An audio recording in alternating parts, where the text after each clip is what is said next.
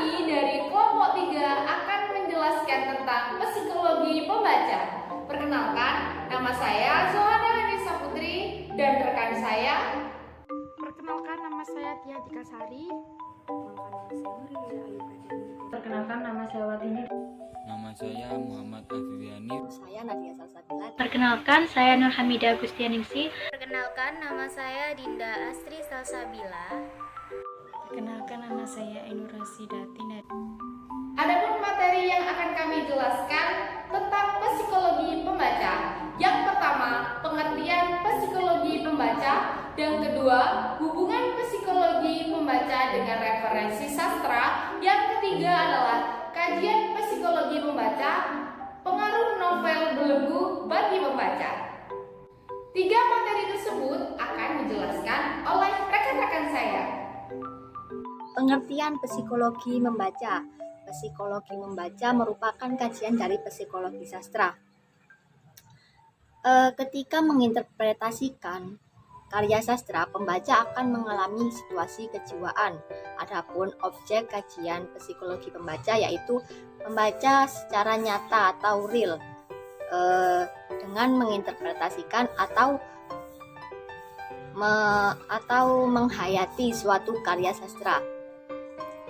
Menurut Iser tahun 1979 mengemukakan bahwa karya sastra ini akan menimbulkan kesan bagi pembacanya.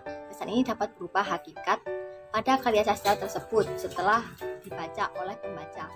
Selain dari pemaparan yang akan saya sampaikan sebelumnya, dalam hubungannya dengan pembaca, ada jenis-jenis karya sastra tertentu yang dipilih dan disukai oleh suatu kelompok pembaca, tetapi ditolak atau disukai oleh kelompok pembaca yang lain.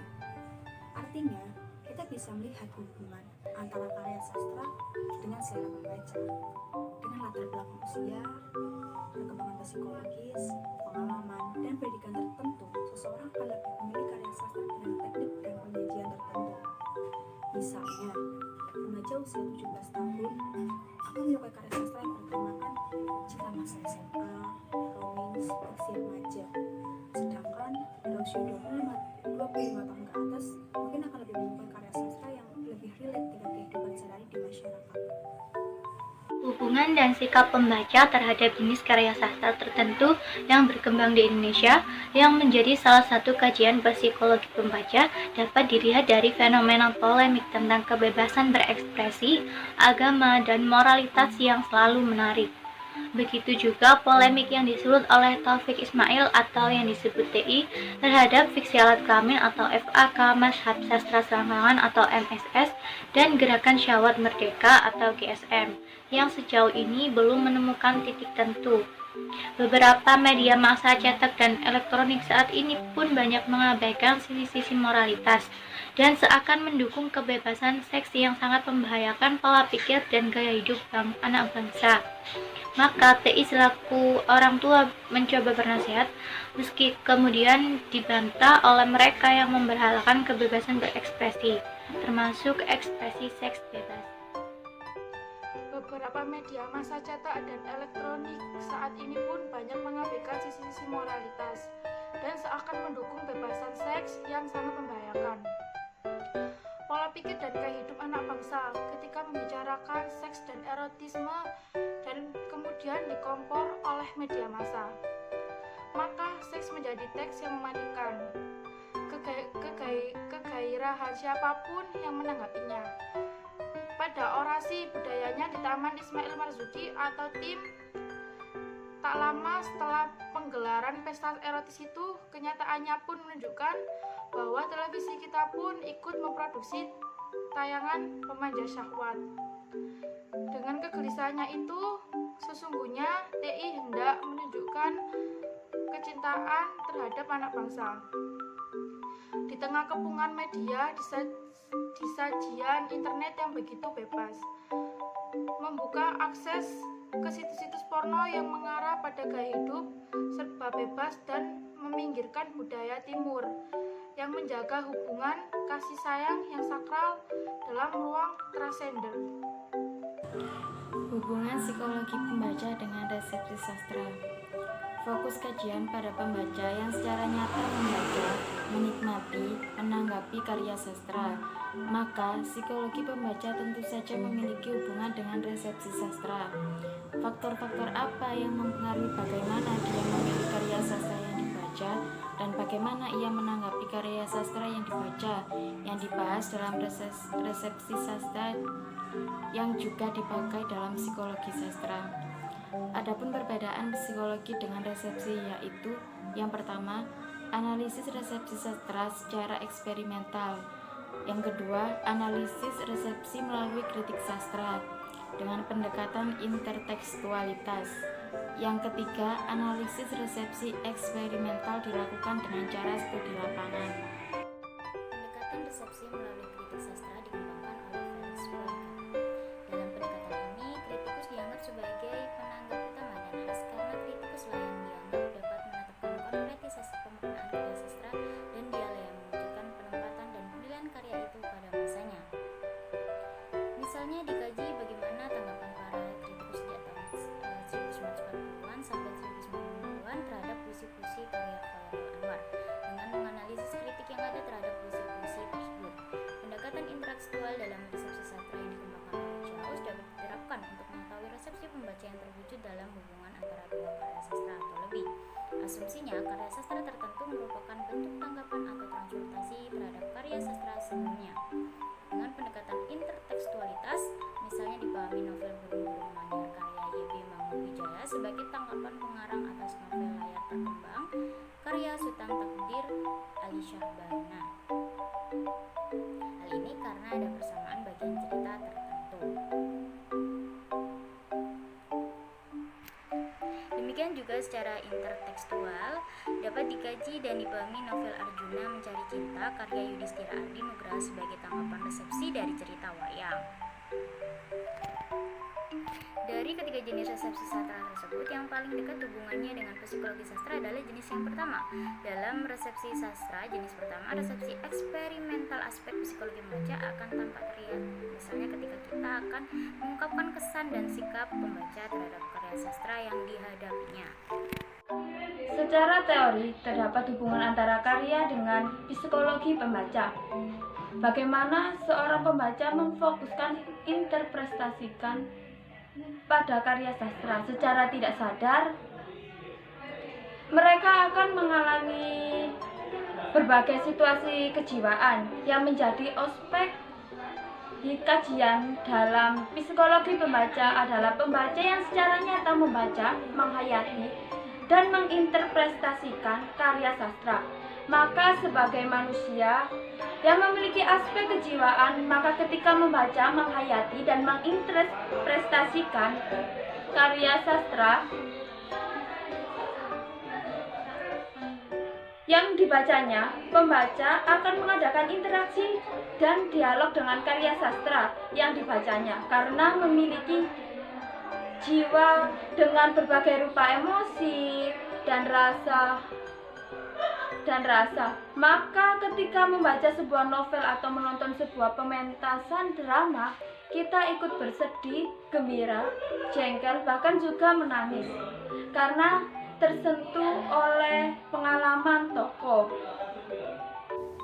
Untuk materi yang ketiga yaitu kajian psikologi pembaca terhadap sebuah pengaruh novel belenggu bagi pembaca. Contoh kajian psikologi pembaca yang dilakukan oleh Wildan Nugroho pada Minggu 5 Oktober tahun 2008 terhadap novel yang berjudul Belenggu karya Arjimin Pani. Manusia dengan belenggunya sendiri, setidaknya dalam perspektif Arjimin Pani yang membedah keterbelakangan atau keberlengguan seorang tokoh yang bernama Pono, Tini, dan Yang, tokoh-tokoh utama dalam novel Belenggu, diterbitkan pertama kali oleh Dian Rakyat pada tahun 1940. Novel karya sastrawan kelahiran Muara Sipongi, Tapanuli Selatan pada tanggal 18 Agustus 1908 ini merupakan sebuah karya yang kontroversial pada masa itu. Banyak komentar yang bermunculan menanggapi karya Arjimin Pani ini. baik yang pencela ataupun memuji. Di antaranya dalam Punjangga Baru Desember tahun 1940, Sultan Tabdil Ali Syahbana menyebutkan romantika yang gelap gulita, bahkan yang pesimistis dan yang melemahkan semangat. Ditilik dari sisi pragmatik yang mengharapkan kepraktisan aspek didakti sebuah karya sastra terhadap pembaca. Belenggu mungkin memang patut menggegerkan kalangan kritikus kala itu. Hal itu pula yang menyebabkan naskah Belenggu ini ditolak di Balai Pustaka. Seperti yang Anda ketahui, kriteria naskah di Balai Pustaka saat itu adalah harus yang tidak melanggar ketertiban, budi pekerti, dan tidak berpolitik yang bertentangan dengan pemerintahan Hindia Belanda. Di samping itu harus mengandung pendidikan kepada masyarakat. Sementara di dalam novel Belenggu, gambaran kaum intelektual seperti Kartono, Sumanartini, dan Yah dianggap tidak memberikan contoh kepada masyarakat, sama sekali melanggar ketertiban dan budi pekerti pada masyarakat. Di samping itu dirasakan tidak layaklah kalau kaum intelektual ini hidup tidak rukun. Kartono yang mempunyai simpanan dan kumpul kebo, lebih-lebih ya Siti Rohaya, Nyonya Eni Siti Hayati adalah perempuan yang tidak baik atau seorang pelacur. Hal ini dianggap memalukan dan dipastikan menimbulkan keguncangan kepercayaan masyarakat kepada kaum intelektual. Psikologi pembaca yang dilakukan Wilda Nugraha pada Lampung Pos hari Minggu tanggal 5 Oktober 2008. Saya akan melanjutkan apa yang dibacakan oleh Mbak Zohana. Yang nomor 3, sejalan dengan modernisme dan gagasan kebangsaan. Ide feminisme mulai banyak dibaca dan dikaji oleh tokoh-tokoh cendekia pada masa itu. Dalam Belenggu, perempuan sejati yang disiratkan Armin melalui Kartono adalah perempuan yang tahu hak dan kewajibannya dalam rumah tangga. Perempuan yang tetap menyayangi suaminya, mencintai dengan tidak merasa sebagai budak. Yang diinginkan Kartono adalah perempuan seperti ya. Oleh karena itu Tono menjadi tentram di rumah ya, karena Yah menyambutnya dengan penuh cinta dan kasih sayang, melebihi istri sendiri. Yah mengerti kesukaan 2 suami, menanggalkan baju dokternya, melepas sepatunya, diganti dengan sandal rumah. Jelas di sini bahwa ketidak saling mengertianlah yang penerbitan Belenggu itu menjadi perkara utama yang mendorong tokoh-tokoh sebut menemukan dirinya sebagai karakter yang problematis. Yang nomor 4, ulasan H.B. Jasin tahun 1940 atas Belenggu agaknya penting dikemukakan. Ia mempertanyakan gambaran para tokoh Armin dalam Belenggu yang ditampilkan begitu dahsyat. Menurut Jasin, pengarang membuat manusia kenal lebih akan dirinya, agar mau mengkritik dirinya sendiri atau self-correcting. Itulah yang mau dikemukakan pengarang.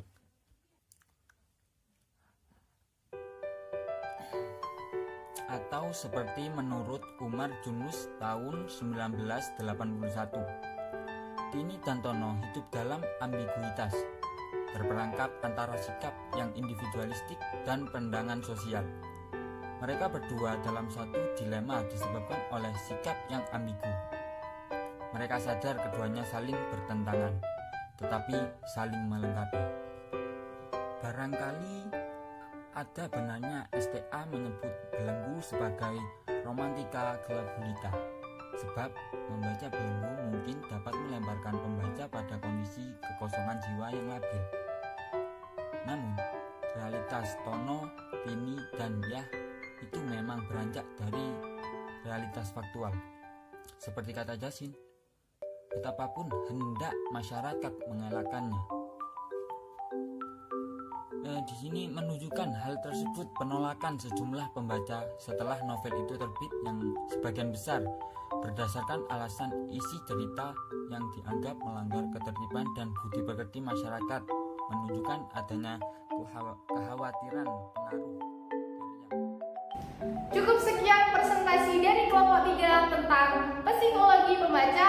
Kami ucapkan wassalamualaikum warahmatullahi wabarakatuh. Sampai jumpa.